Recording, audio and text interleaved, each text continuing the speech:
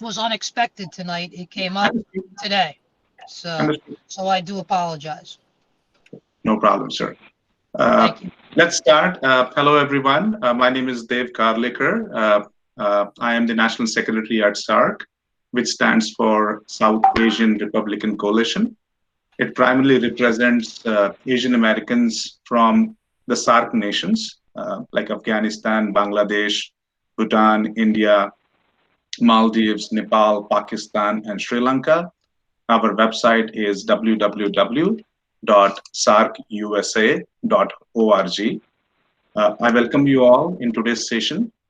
Today, we are gathered virtually as these are unprecedented times in light of the COVID-19 pandemic.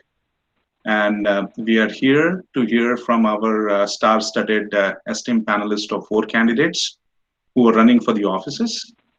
We have Rick Mehta. He's running for the U.S. Senate nominee. We have Rosemary Becky. She's running for the U.S. House of Representative LD11. We have Aura Dunn. She's running for the State Assembly LD25. And we have Anthony Bucco, who's running for the State Senate LD25. The candidates will express their views towards the upcoming election, their candidature, and also the re-election of our President, Mr. Trump. Few housekeeping rules for the audience. Please be muted during the session, especially during when the candidates are talking and expressing their views so that we can hear them uninterruptedly. These views are their personal views, which they'll be sharing with the audience. After their session, we have reserved additional 20-25 minutes, depending upon the audience and the questions, which the candidates will take on behalf of the people asking them. If you are not comfortable asking, you may also write down your questions in the notes chat section, and either me or Hemanji can take those questions on your behalf, and they'll be more than happy to answer it. So once again, I thank you all for taking your time from your busy schedule. Now I welcome the founder chairman at SARC, Mr. Hemant Bhatt, to give a brief introduction about SARC, our nationwide presence, what we are doing during this election times, especially in New Jersey, as well as in battleground states. So thank you all, and Hemantji, you're next. Thank you. Thank you, Devji, for this wonderful setting on the tone of the meeting. Are you guys able to listen to me? Yes. Okay, very good. So, wonderfully, thank you so much, everybody, for joining today's meeting. And before we start the meeting and before I speak anything, let us have the pledge of allegiance, Devji. And once we have pledge of allegiance, I will have a small prayer for well-being of President Trump. And once we do that, then we'll start our official meeting. So let us start the pledge of allegiance, please. Devji? Sure. So everybody can speak. Everybody can, you can unmute everybody. They can speak together. Yeah. Please unmute yourself, and we can have the pledge of allegiance, and then we will start the session. 1, 2, 3, start. I pledge allegiance I pledge To the to the flag flag of the United States of America and to the republic for which it stands, one nation, of God, under God, indivisible, and justice for with all. liberty and justice for all. Thank you. Thank you. All right. So now, as we all know, that President Trump is, of course, is now feeling well and getting back to the White House at this moment. But we really want to pray for him to the God.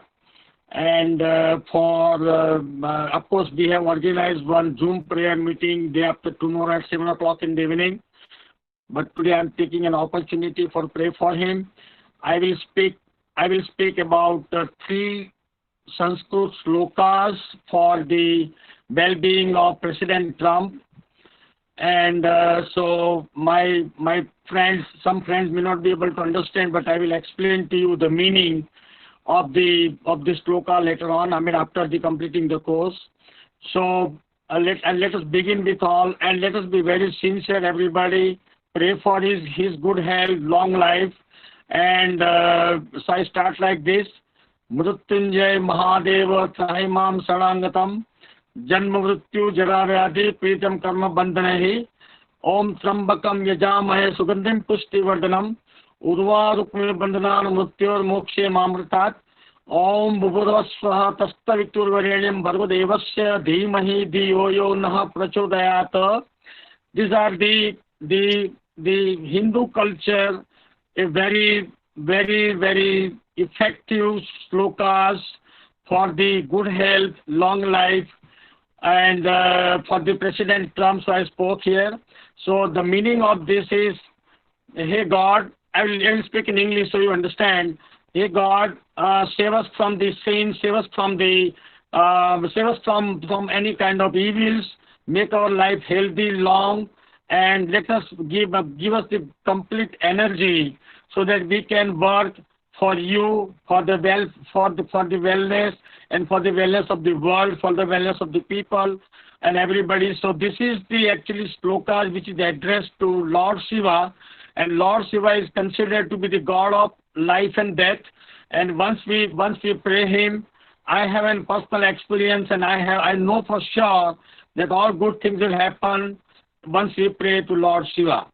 Now, having said that, thank you so much for everybody for this prayer.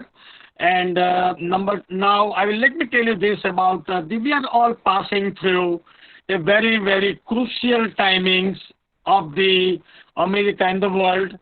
And President Trump, I thank God he's coming back to White House, and he'll be taking the reign of the campaign and everything very soon. And the New Jersey and the other states, and we are all in a very, very situation where we all need to really wake up, work hard, and make sure that all the Republicans are getting elected or elected in these local elections, as well as in the state elections, and as well as in the Senate and Congress, for saving this country from the evils. And I cannot imagine, hypothetically, something goes wrong, what this country would be and where we are all heading with. So now SARC is South Asian Republican Coalition is the non-profit organization, and we are working very hard. We have presence in all over the states of America, and like battleground states, Ohio, Virginia, Texas, Georgia. I have my good friends joining me today in the meeting also from all those states. And our main purpose is to spread the awareness about the Republican Party, the awareness about the founding principles of the Republican Party, to help the candidates running on the Republican tickets to win, make them win. And we are the grassroots level organization. We don't charge any money to nobody, and when we do some events, we of course take some money for the sponsor and everything, but we don't charge any official membership fees and everything. And that is why the SARC is really growing leaps and bounds. And thank you everybody for your kind support, unconditional, unrestricted support. Now, having said this, we are also working, of course, for the campaign and re-election of President Trump. I have been appointed on the Indian Voices for Trump Coalition Advisory Board by the Trump campaign, and we are working a lot of other things to make him win and get him re-elected. And we have to now proceed. Devji, having said that, I will not take much of the time. Let us now start the formal meeting. Devji, can you please take it over? Sure. Thank you, Hemanji. And so we'll stick to the original format. As I said, we have 4 candidates joining in today. And the first candidate who will be kickstarting today's event is Mr. Rick Mehta. Rick Mehta is running for the U.S. Senate.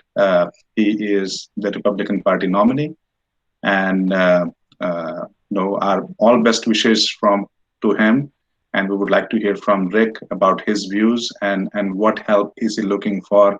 Last 4 weeks is the last pace which we have to run as fast as we can. This is all yours, Rick, and our best wishes on behalf of SARC. Thank you. Good evening, everybody. First, let me just say thank you so much for getting this great group of people together. It's a pleasure to be here. Mr. Hemantbutt's done a tremendous job nationwide at bringing the voice of South Asian Americans for the Republican Party.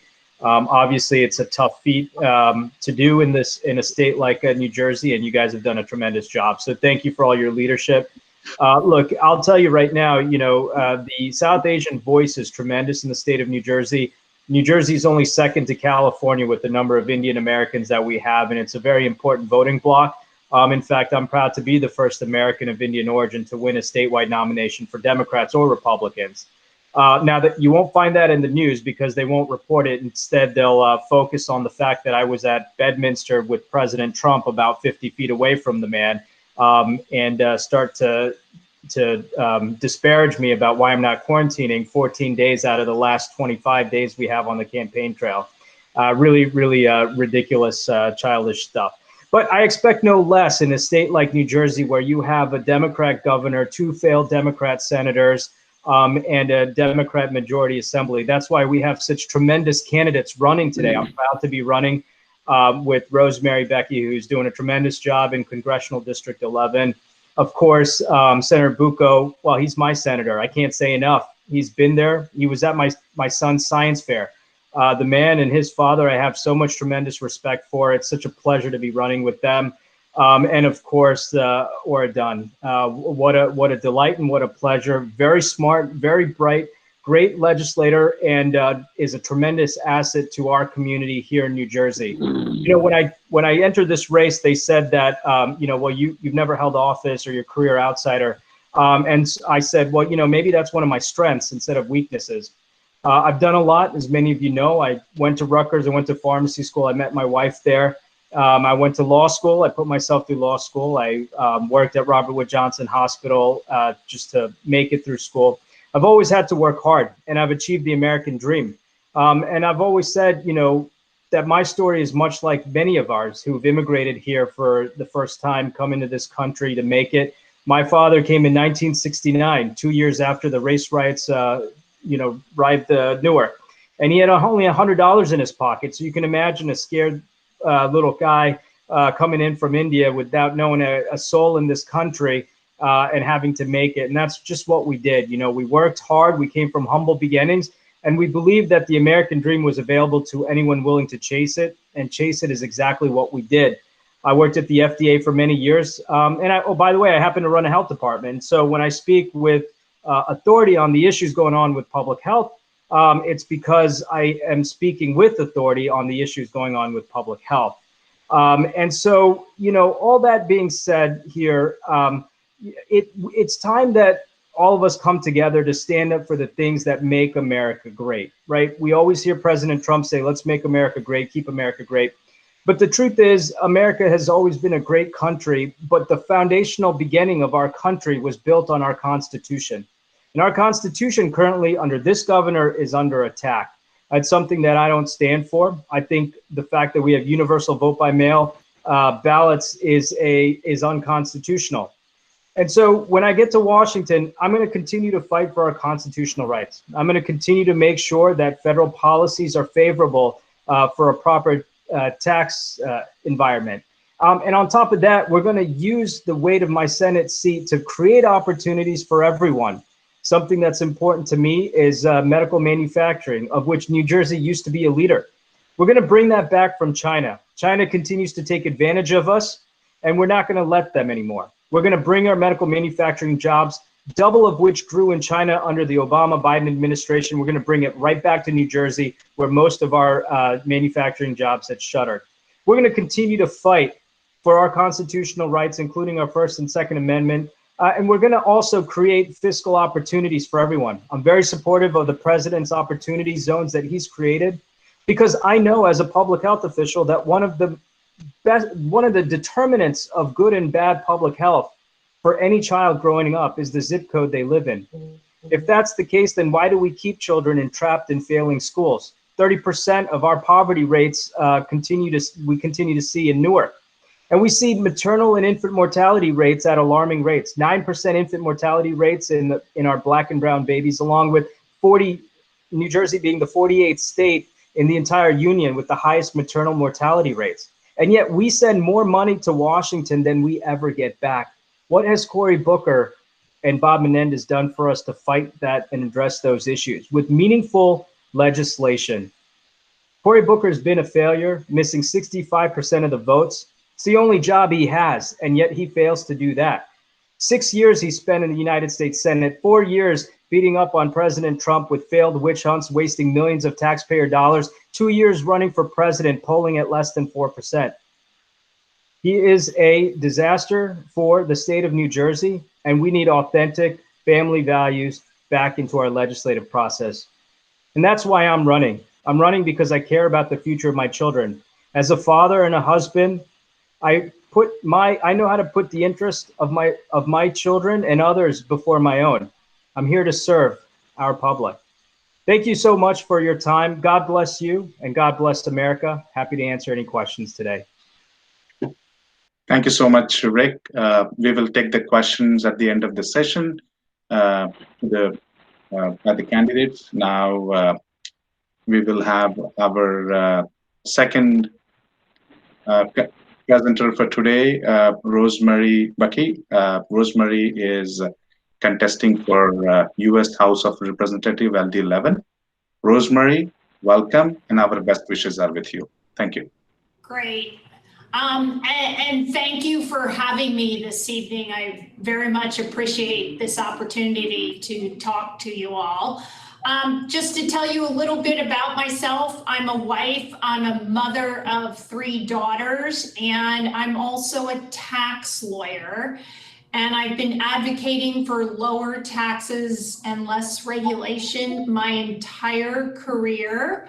I had the great opportunity very early in my career to work at the U.S. Senate as tax counsel. And while I was there as tax counsel, I had the opportunity to write the 529 college savings provisions, which created a savings vehicle where families could save for their children's higher education. And today, as a result of that work, there's millions of families that save for college on a tax-free basis. But it's something I worked very, very hard on. And it wasn't something I worked on not only when I was working on Capitol Hill, but it's something I worked on long after I left Capitol Hill. And I learned to work with others on both sides of the aisles, as well as working with others on the other side of the Capitol in the House of Representatives. And as I said, millions of families save for college today and other educational needs through the 529 program. You know, and that's why I want to go to Washington, because I want to work for the people of this district. I don't believe that that's what you have in Washington right now. You have somebody there who puts the party, the Democratic Party, above the people of this district. You know, she votes with Nancy Pelosi 99% of the time. And when you stop and think about that number, that means she's just voting blindly for Nancy Pelosi's policy. She's not thinking about the policies that matter most to the people of this district. Now, this is a really important election, obviously, and we've got big issues before us. And some of those issues, first and foremost, is getting this economy restarted. And I believe we need somebody like me who has experience writing good laws and good policies that can truly help our economy grow. We've got to get our businesses open, and we've got to create an environment for our businesses where our businesses can grow and flourish. The other issue that is very, very important, and I hear throughout the district, is about safety and security and supporting our police. It's not about defunding our police. And my opponent is on the other side of this, and she does support defunding the police. She voted for a bill that would allow a criminal to sue a police officer. And if you think about it, that's really crazy that a criminal could actually sue a police officer for doing their jobs. And so that's not what we want. We want to support our police, provide them with the funding so that they can protect us. And then the other issue that I think is very important, and certainly this pandemic has raised our awareness about it, is supporting those that are most vulnerable. And by that, I mean those that are disabled. You know, we need to do more to support them. And that's why throughout this process, I put together what I would advocate, which is a Bill of Rights for those that are disabled. And then I think also very important is looking out for our children, right? This pandemic has made us realize how important that is. All of our kids are struggling with online learning and other things. And we need to get our schools open quickly and safely. I think that is vitally important. And we also need somebody there that's working for the people of this district. You know, my opponent, through the process of passing laws and helping us get through this, fell asleep at the switch. You know, she didn't get any funding for Morris County. And that's a real mistake. And she should have been paying attention, and she should have been working for the people of Morris County. So as I said, this is why I want to go to Washington to work for you. I will tell you, we need your help though. We need to spread the word as much as possible. Need you to talk to your friends and families and neighbors about this election and about voting for me. And we also need volunteers. We need help making phone calls, doing outreach. If you can host something in your home, small gathering outside, something that is, you know, appropriate and meets all the CDC rules, we would love for you to do that. And then finally, I would say we also need your help because we need donations. It is very important that we continue to reach people digitally and through TV ads and other things. And you can donate to our campaign at beckyforcongress.com. And you know, as I said, we just really need your help and support.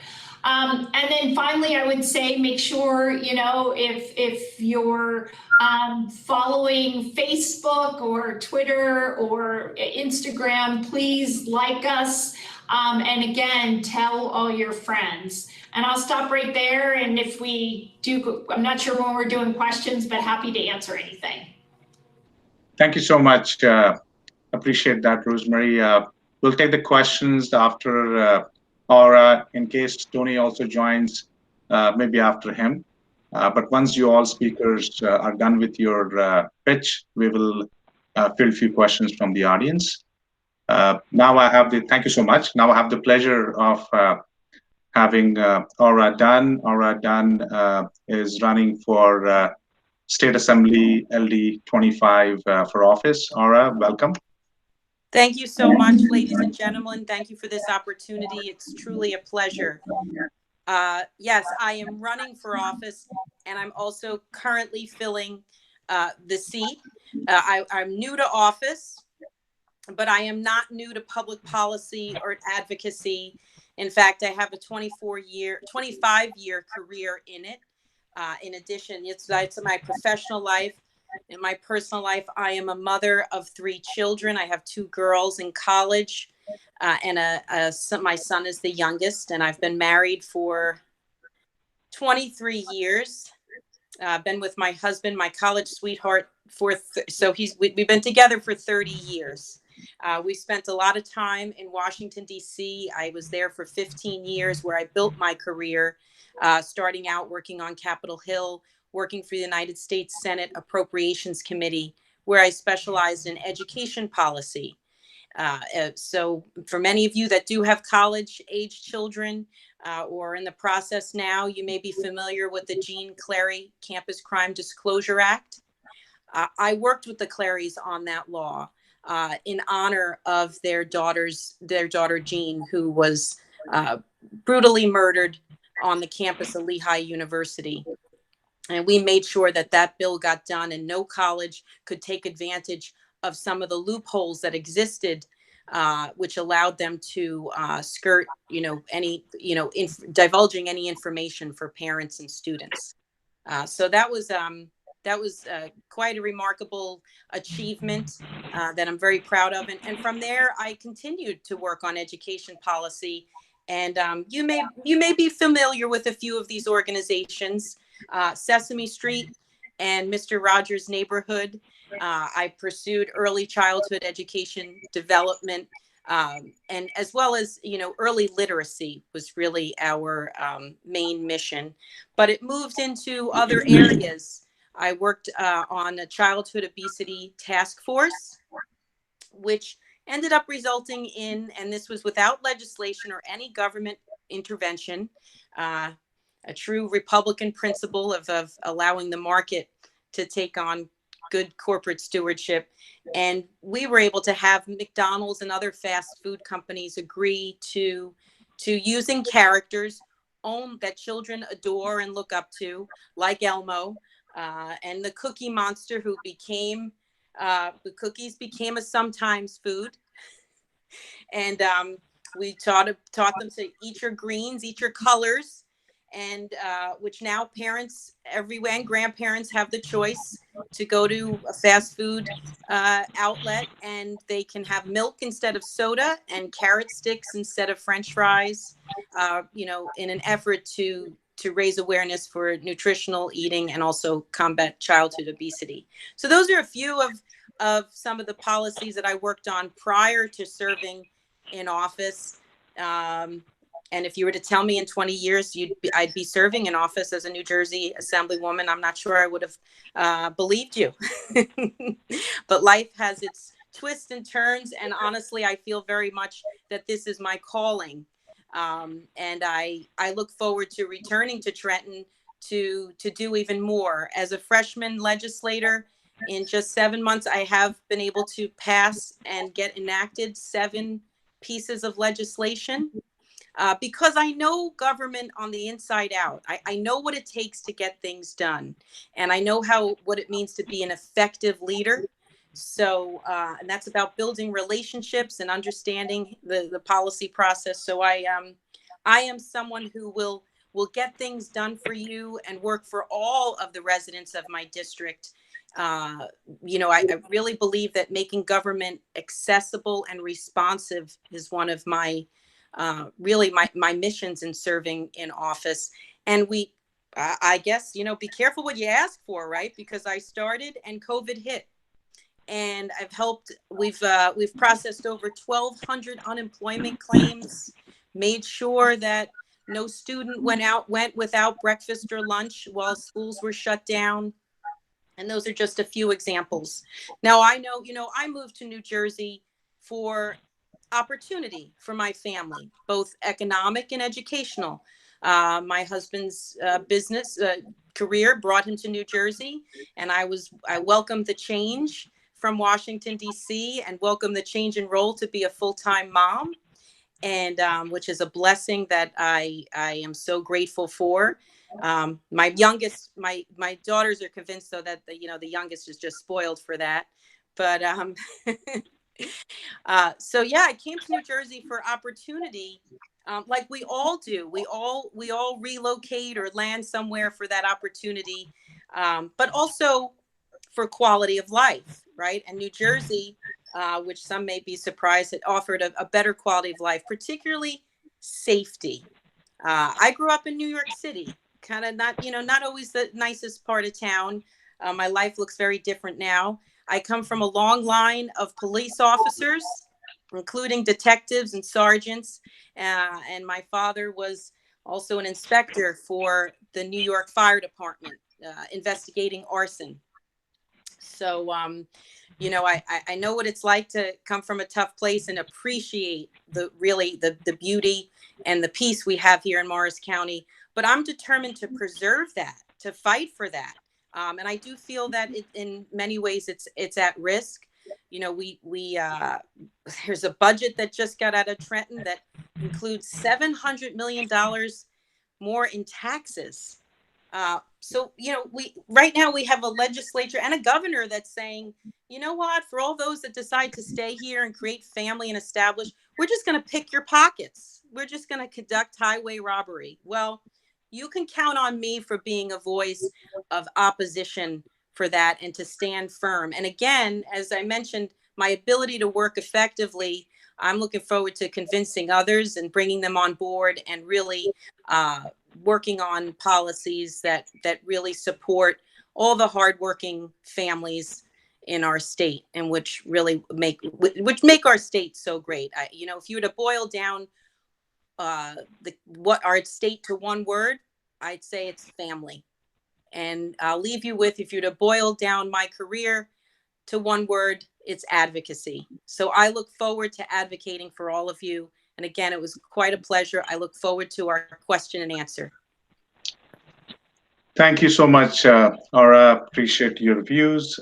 Anthony Bucco he was here earlier. He has another commitment facilitating one of the firemen after 60 years in service. So he did gave his quick overview on his candidature. He may be late in joining the session. I'm not sure. We'll see how it goes. Now, 3 speakers spoke. I took a few pictures during the conversation, except for Rick. So, Rick, I'm going to bring you the. Do we have Rick now? Okay. Oh, Rick is there. Okay. So, Rick, I'm just going to take a picture so that just to make sure we have a screenshot of all the candidates except for Tony. So, okay, good. Now, I will simply ask. Open the floor, people, especially New Jersey residents. This is your opportunity to ask questions. Feel free to ask them. We have 3 of the 4 candidates in front of you. I'm just taking a few notes. One of the participants, Chandrasekhar Hari, he said, Aura, we salute the family of first responders. So he really thanked for your father and for his service and all the first responders for their service. We have 3 candidates. Rick Mehta is running against Cory Booker, as you know, running a good campaign. We have Rosemary Becky, and we have Aura Dunn.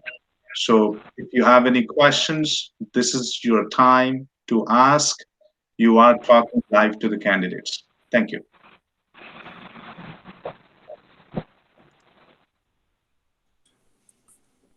Okay, I have a question. I was just waiting, to allow others to ask. Thanks for this wonderful session, and I'm glad I was able to attend. And thank you for all the speakers as well. And I'm Dr. Shobha Choklingam, and I'm in SARC for a few months now, and it's a great advocacy group. But my question was to, and I wish all the candidates the best. And my question was to Rick Mehta. I wanted to see you because we're in the healthcare industry. This is a great opportunity to meet and engage. But my question is related to the zoning that Cory Booker has proposed for the suburban. And I would like to know your views on it. It's going to have a major change for suburbia all over America as we know it. So I'd like your views on it. And, I'm a recently converted from the left to the right person. I like discipline. I like structure. So I'd like to know your thoughts and also on the healthcare manufacturing that I think New Jersey is very, very proud. And I think it'll be very lucky to have you there as a senator. Thank you. Sure. Thank you. And Doctor, thank you very much for your question. It's a great question, and it's 2 very important areas. So I'll tell you right now, Cory Booker, he's not campaigning in New Jersey. If anything, he's trying to prove himself to be the next Secretary of HUD, right? If Biden wins, by the way, he won't. President Trump will win in a landslide. But this is what goes through Cory Booker's head. He's not there to do his job. like you, I too was a Democrat 8 years ago. I left the party for two reasons. One, not just the party left me, but God's left that party. Okay, it's a party of socialism. It's a party of mandatory elitism.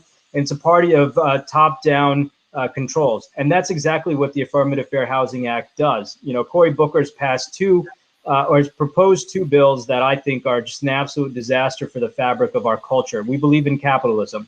We believe in the opportunity to move. You know, one of the, I think, most, I'd say, proudest moments for my family after coming to this country was being able to buy their first house. You know, we didn't have much. We lived in a city. They moved out. They were able to afford it.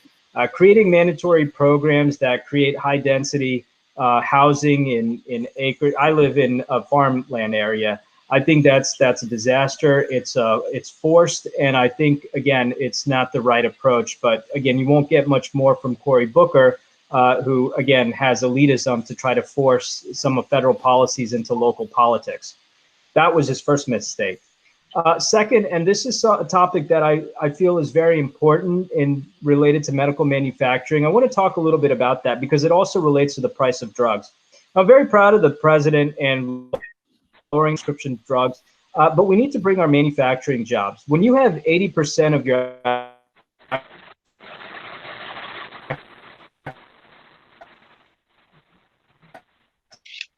pharmaceutical need in China, what's exactly? It's not just economic to China. It's a national security interest. We see that with COVID, with essential medicines possibly being harder to obtain.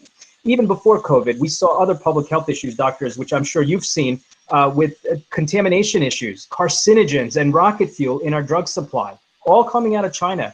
I fought that. I've been seconded to China a number of delegations when I was with the FDA. They are not fair trading partners. They do not have America in their best interest. And at the end of the day, they are a communist party and not a fair trading partners. What we need to do is make sure we have free trade agreements with countries that have democracy first and our freedoms first. Israel, India, and so many other great nations, right? So we're going to bring the manufacturing back. President Trump has already talked about that. To get more specific, we're going to pass federal legislation that creates incentive programs. The drug approval process takes a long time. And they give voucher programs to many companies for rare diseases, tropical diseases. What they need to do is give voucher programs to companies that manufacture new drugs, novel drugs in America first. Those vouchers are worth millions of dollars and would create the right incentive program without and cut down tax incentives. Look, and what's devastating, and this is where, you know, we have to have great, strong leadership, both in our state Senate and our federal Senate. Puerto Rico has already done that. Okay, Puerto Rico started to pass programs that allow for medical manufacturing to create those incentive programs. New Jersey needs to do that. We have such a terrible governor that does not put the people first.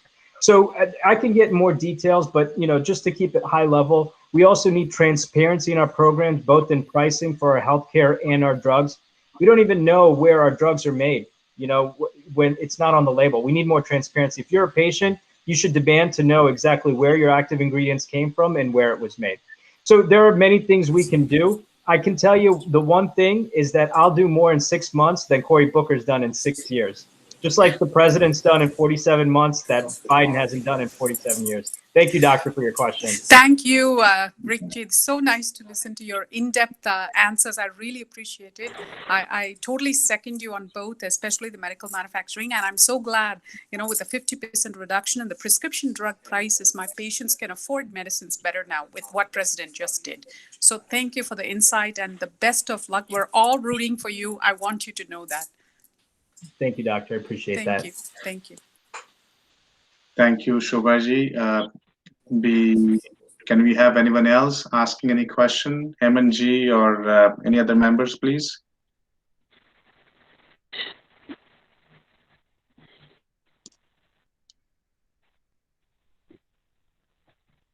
I think, Devji, I mean, I have a question for Rick Mehta. Rick, are you there? Hi, Hemant. I'm here. Okay, very good. It was wonderful. Wonderful. You have really given a wonderful scenario of what's going on around here and in the US and in the world. And so the basic, most important thing is, like, China has really devastated the world, the human life, the economy, and everything. And even including President Trump, who was the last saved angel for this country, he is also now a victim of the COVID-19. And unfortunately, we all have to have, when you go to Senate, make sure that you have the policies or you have the which can not only they ask the accountability for the China, but it should also, there should be some punitive kind of damages or punishment, and we all are really looking for it because, you know, I was talking to my family also this morning, and they are so unhappy that before January 2020. We were so all good people. We are so happy, and there were no issues. And after this Chinese virus came into this world, and fortunately, of course, we know that the China is responsible for that. And unfortunately, now everybody is reeling through. Everybody is passing through some kind of stress. Everybody's trying to save themselves from the pandemic. And this is a abnormal time we are all passing through. So what next we should do as in a great country in America, that such things do not happen, number one. Number two, we should be prepared for this kind of pandemic. You know, America has the enemies inside the country, outside the country. We have external enemies, we have internal enemies. So how should we guard ourselves? We being a senator in the U.S. Senate, and we guys have to now look for another 50 years how to guard, what we should prepare, what we should have in the pandemic. And I think that kind of preparedness is very much required after a very bitter experience of the pandemic. So I would like to have your views, Rick, how do we now prepare for the guarding ourselves, saving life, guarding our economics to such kind of pandemics? Yeah, great question, Hemant. So let's first start out with China, because this is a really important issue.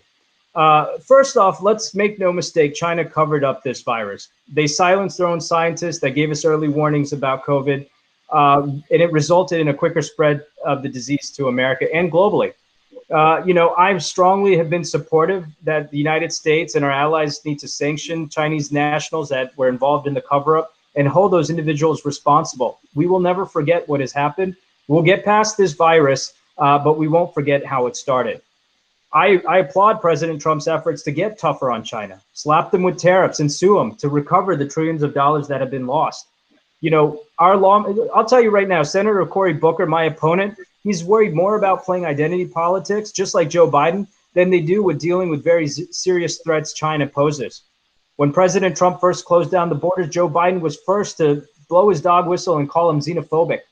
And now he's saying the president didn't do enough. Which is it, Joe? You can't have it both ways. I applaud the president for shutting down our borders and stopping the very serious threat. In fact, more lives would have been lost had they continued.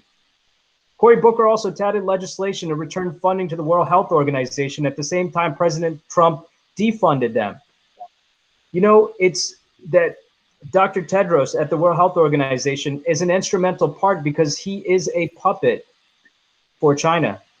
As the health director he was in Ethiopia, he got benefits from China and the Chinese government and to take his position there. So the short of it is that we need to be more serious in how we tackle China and the threats. That's why moving our medical manufacturing is very important. Second, and this is very important, we cannot become a single public health disease state or country. The coronavirus is serious, undoubtedly. But is it still an emergency? No. We have to look at the not just the transmission rates and positivity rates, we have to look at case fatality rates and mortality and morbidity rates, which are the lowest they've ever been. At the same time, what continues to increase are mental health issues and suicide rates, primarily because our economy is getting crushed. Now, I'm sure there's a correlation there, and I'll look at smarter public health officials to figure that one out, but I see it with my very own eyes.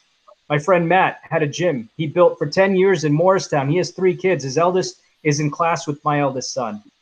Now, last month, he had to sell his gym, barely made any money off of it. He's not sure how he's going to put food on the table.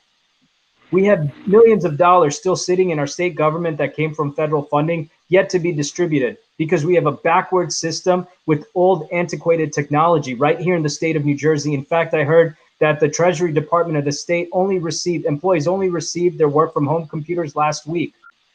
What a disaster when the governor is putting out a request for programmers that understand DOS. Many of you might be in the IT industry. You can only laugh at that one. It's a disaster all throughout, and it's politics at its finest. It's become more about voter control than disease control at this point. So we need to focus on incentive programs to fix our small businesses, get them back to recovery. When 60% of our businesses have been shut down and 30% may never reopen, that's a big, big mistake. We need a regional reopening plan, and we need a senator who's going to bring more money back to New Jersey. You know, New Jersey sends more money to Washington than we ever get back, and you can thank Cory Booker and Bob Menendez for that. With me, when I get to Washington, Hemant, you will have someone who will continue to fight to bring federal funding, focus on stimulus for the entire state, and get our small businesses back on track. No, Rick, thank you. I mean, this is really a very comprehensive reply. But, you know, I was trying to listen that what kind of preparedness America should have so that when any kind of such viruses are spread, or, you know, this is like, this has happened once, it can happen again. Sure. So what kind of preparedness we should have so that we can not only contain the virus from the day one of its spread, but we can also have the sufficient equipment and sufficient kind of medicines or whatever, I mean, kind of thing, so that we not only save America, our people, we can also safeguard our economy. And thanks President Trump for he took a lot of good actions for fighting the virus, and he has been able to also bring back the economy. The market is also going up now. Today's stock market has gone up so nice. And so he has already done whatever he could do. But what plan we should have so that we are not subject to this kind of pandemic and we can stop it right away? What are we thinking about it? I mean, it's not necessary that you have to reply this, comprehensively today. But my main intention is we must be having prepared, and senators in the U.S. Senate must come out with some plans so that they can not only save the lives, but they can save the America from the other economic downfall. Yeah, great question. So I'll answer it briefly, and I'm sure my other colleagues that are running with me may have some thoughts on this as well. Hemant, it's a great question. It's a fair question. We need to have a comprehensive plan to make sure that we have the right medical equipment in place. We have to look at our national stockpile. But like I said, the first and foremost is that we need to make sure that our manufacturing of our critical medical supplies is done in partnerships with countries that have our best interests, but more importantly, bring that back here to America. That's really the key here. You know, we need to make sure that we support our president when he shuts down borders for fear of threats, when there are viruses that are spread. I mean, there's no way to stop the development of a virus, you know, but we can control the spread of it, and we got to do that. We also have to secure our borders. That's critical. The president's done a good job building a wall, but we see now that this is not just about immigration. This is about national security. It's about narcotics, and it's about potential spread of the virus. So there's a lot more we need to do. I can talk for hours on this issue, but from a high level, I'll tell you from a planning perspective, we need to focus on our national stockpile. We need to make sure that state governors do their job and have proper plans in place. You saw, and I'll just end on this briefly, the highest number of COVID deaths were here in the state of New Jersey per 100,000. More than half of them were on our long-term care facilities and nursing homes. That order was put in by Governor Murphy to transfer patients from the hospital to the nursing homes. Every single nursing home collects federal dollars from CMS. Not one Senate hearing has Cory Booker said we should have to get to the bottom of this and how we can plan this better. There has not been one accountability. I'm happy the president has had his Civil Justice Department and FBI investigate this. We have to do more to prepare, to plan, to protect our most vulnerable populations, our elderly, and our children. Governor Murphy has failed us in that department. In fact, one of the first things I do when I get to Washington is to demand a Senate hearing on this crisis in our nursing homes. Excellent, excellent. That's amazing. That's very nice. Thank you, Rick. Very good. Let's see if we have any more questions coming from the audience. This is your time. There's a question for Rosemary in the chat. Well, I'm not sure this is for Rosemary or for whom. Could you please address salt tax, please? Sure, happy to. So I feel very strongly that we have to fix the salt cap, but we have to do it in a way that it can actually pass. My opponent actually put out a proposal to raise your taxes in order to raise the cap, and that's not a solution. So one of the ideas that I have is that to do a above the line deduction for property taxes. And certainly that's one idea, to find a solution on this issue. Sure. Thank you, Rosemary. Any more questions? I just checked with Tony. He's still busy with the facilitation, so he may not be able to join it. I have a question, Devji. Okay, Mickey. Well, first of all, thank you. Today's session was basically primary at the initiative of Mickey Chopra. Mickey Chopra is the New Jersey resident.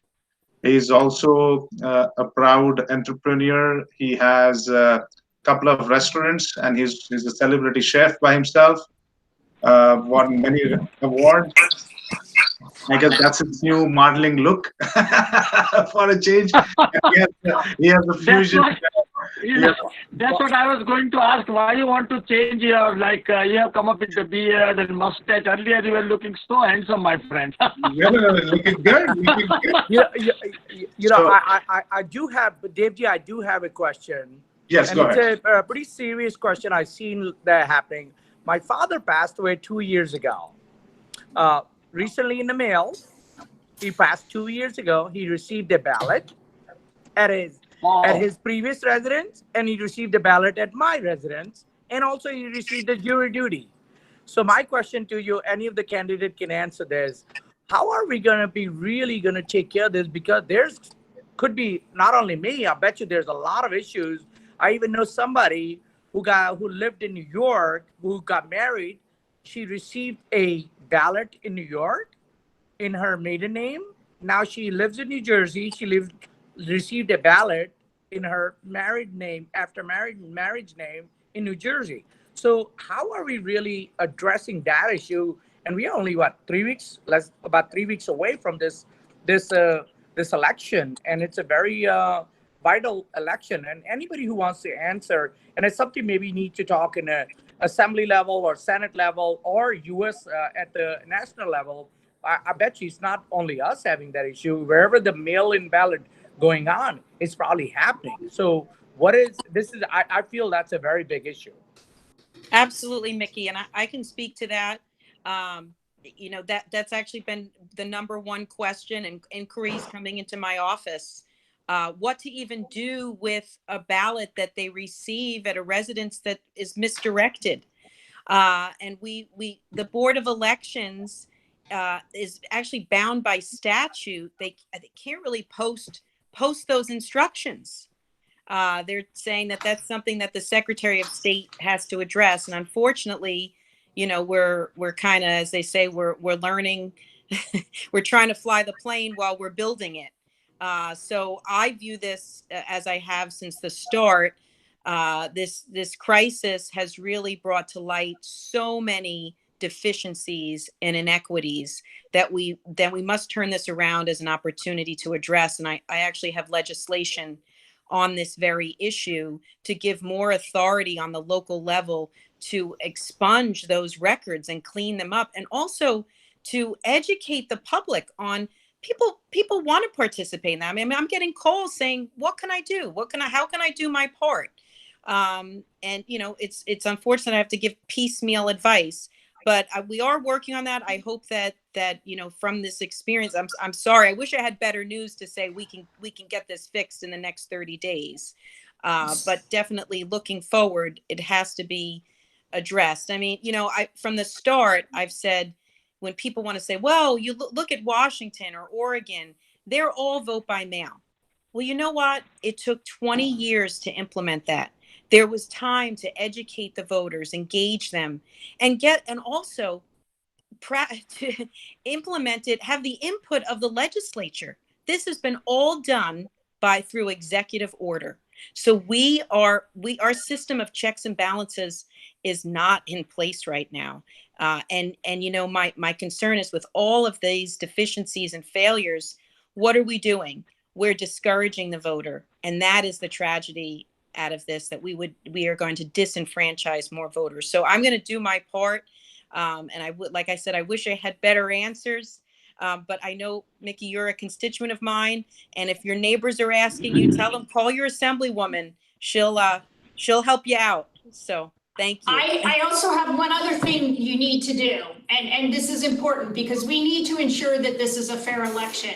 I need you to report what you see. We have a site, and it's called Report Voter Fraud at BeckyForCongress.com, because I am telling you that we need to get into court with some of this.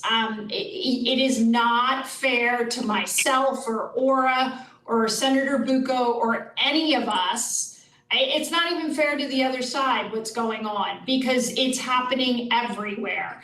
Women are getting 2 ballots, one with their maiden name, one with their married name. Kids move away, people die, and they're getting like 6 ballots in a household where there's 2 voters. It's insane what is going on, and we have a huge problem. And it has to be addressed now, because we're on the verge of not having a fair election. So I would ask you, and we've asked people to do it because we are trying to gather the information so that we can go into court with this information. So I would ask that you report it to us so that we can try to do something about it as quickly as possible. Take pictures of it and send it to, again, it's Report Voter Fraud at BeckyForCongress.com. Perfect. Could you also put Yeah, it in this platform also, that website? Becky, can you please text it? Can you? Yep. Okay, thank you. We're doing it right now. No, In a it's a chat very section- serious problem. As Aura said, it's a huge problem. Yeah, I think basically what will happen is that this kind of mail-in ballots, there are 2 fallouts will be there. Number 1 is there will not be expeditious counting of the votes, and that will delay the election results, number 1. Number 2 is there will be a lot of legal cases for counting all the votes, not counted, and kind of thing. And number 3 is it will lead to the voter fraud in a big way, and nobody will know who really win the election and who really lose the election. So, I mean, we are passing through a very, very bad time, and I don't know how to control this kind of thing. But let us pray God that the things are at least fair, and everybody follows the rules for counting, giving the votes and kind of thing. And we hope that the elections will be fair and clear, and the right candidate is chosen for the office they are running for. Yeah, and as Aura said, and this is so important, I mean, we have a governor who has just sprung this on us, whereas other places, it takes years and years to develop a system, and we don't actually have all the rules right now. We don't actually have a way to ensure that the integrity of those ballots and that those ballots are kept safely. And so it is a huge problem. And I do worry very deeply that this is not going to be a fair election. I mean, there was a news article where a slew of ballots were found in the trash.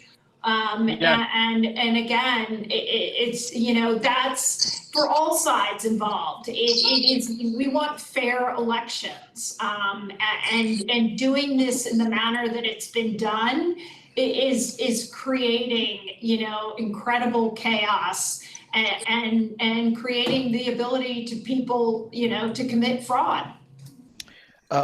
Hi, everyone. I have a question. In view of this mail-in ballots, which I'm not really a fan of, what steps are being taken to make sure that it's safe when we go to the polling booths? I mean, I always like to go and press that button, right? Well, you cannot go in person, so don't. You cannot go in person, you will not get to press a button. You have to fill out the ballot and take it to the drop box. You could mail it, but if you want to ensure that it gets there safely, you take it to the drop box. You will not be able to vote in person. Wow, this is news to me. I actually thought that I was going to go in and press the button. No. So you're saying I have to fill up the paper and actually go and drop it off at the drop box. Correct. That is the Thank you. safest thing to do. Yes. I was almost going to throw that piece of paper, And No, don't throw it out, but you can drop off your ballot at your polling location that's open on Okay. election day. And That- But also, again, I would highly recommend sorry, you I go was still to speaking. the I was drop still box. speaking. But And I I would wanted go to to say the that drop that box. that's the least preferable option, but it is an option. And what's important is that everybody has is aware of their full options. and also, please tell your neighbors, whoever you know, do not throw that ballot away. Fill I it will. out, mail it. With the best way to do it, to drop it.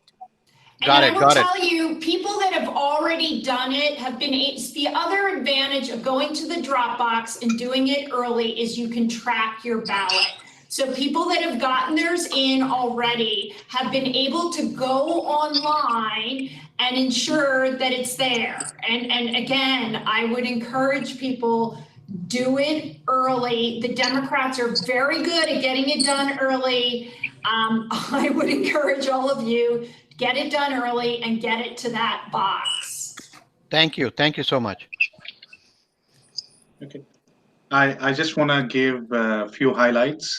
This is from the South Asian Republican Coalition, or in general, the Asian American population at large. Historically, if you were to see until 2016, the Asian American population or the South Asian Republican or the SARC nation population overwhelmingly used to vote Democrat. There used to be some confusion, India being a democratic country and a democratic party. But let me assure you, once Mr. President Trump took the office, and the way President Trump has worked in his last 47 months in terms of putting USA in the world map, again being a world power, as well as strengthening our ties, whether it's in European countries or Asian continents or across all 7 continents, strengthening our ties with them, strengthening the solidarity, and working with the utmost synergy. There is a paradigm shift. Now, coming back to New Jersey State, where the Asian population, which is in large number, and overwhelmingly, as per going, no matter which report you go to, and no matter where we camp into, and any township or a district we camp in and talk to the candidates, overwhelmingly, there are various members in the last year or 18 months who were registered Democrat, but they are so impressed and they're so happy with the policies and the term of our president in the office that many of them, in thousands, have changed their affiliation from being a registered Democrat to registered Republican.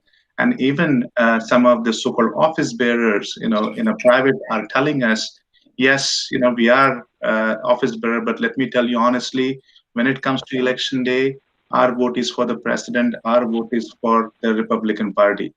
Now, this is a good news for most of you, many of you. Till the last day of the election, mail-in votes, mail-in ballots have been mailed out to you. As Rosemary, Aura, and other people have said, please fill that ballot. If you have any questions, please feel free to ask. We have this WhatsApp group, a dozen of them. Ask us any questions you may have, and we'll be more than happy to answer it to you. As they said, fill the ballot, and basically, you can drop to those centers. That's the best way you could do it. Do not wait till the last minute, because we have a tendency of keeping it somewhere in the sideline, and then we tend to forget it. So I suggest you ahead of time, over this coming weekend, just fill the ballot, take a nice drive, and you're done with it. Yeah, and before we conclude the meeting, I really would like to thank Rick Mehta. He's my good friend, and he supported SARC from day one. And Rick, let me assure you that we are all with you. We support you. We will vote for you, and we will definitely spread our word in the community, friends and families to vote for you. And as a SARC, we would like to really convey our best wishes to win the election. It is very much needed, and we want you to see in the U.S. Senate. So thank you so much for joining today. And I also thank Rosemary, Becky. She was so impressive, so much excited. I think she has been able to convey her message very effectively. And Rose, let me tell you that we are going to definitely, we are supporting you. We will support you. We will vote for you, and we will spread message to our community about your endeavors to run for the office. And it is great that the woman like you, having a family and mother and all kinds of things, and you are really working hard to really work for the community. And I also thank Aura Dun for joining this meeting today. Aura, let me assure you that we are all there for you. We will work for you. We endorse you. And we will also definitely spread an excellent message into the community for you. Anthony, of course, could not join, but he's a wonderful guy. I met him a couple of occasions, and he's very down to earth. And Anthony, thank you for joining today, and we assure you our support, our votes, and we will spread your message very effectively to the community at large. And having said that, I will recognize Surya Vidyala, who is the president of the South Asian Republican Coalition Texas chapter. We had, of course, the Sobha, Dr. Sobha. She is the vice president of Women's of SARC, and many could not join us today. I was getting some messages that they had something to do, which is really the prior commitment or whatever. But now next time we are going to make sure that we give the advance notice. I think the notice also was a little short, so people could not join. But we'll be spreading this message in all our groups that you guys have joined. Devji has recorded everything, so we'll put this record into all the groups. We have about 27 WhatsApp group all over, and they're all like Republican people, staunch Republican supporter of President Trump, and we all this message will go down the road to a lot of places, including media. And is there anything else, Devji? I think. Is there any question on anything, Devji, I would like to put it, or? I think people asked questions. Let me see the chat section. Well, Rick Mehta said, congratulations to Rosemary for being endorsed by Ambassador Nikki Haley. Congratulations, Rosemary. She have also given the email address. If you see anything suspicious, please report to that email address. Other than that, let me take any more parting comments. Anyone have any questions or comments can ask now. Otherwise, on behalf of SARC, I sincerely appreciate all of you joining in, and our best wishes. I have recorded this session, so once I download it, massage it, I will be sending a copy of this recording to each one of you, which you can use, as well as we will be posting this on our website and also on our WhatsApp group. So I thank you all for your time. Thank you, people, for attending this at a short notice. We sincerely appreciate it. Thank you so much. Thank you. And enjoy the rest of the evening. Have a good night. All right. Thank you. Thank you.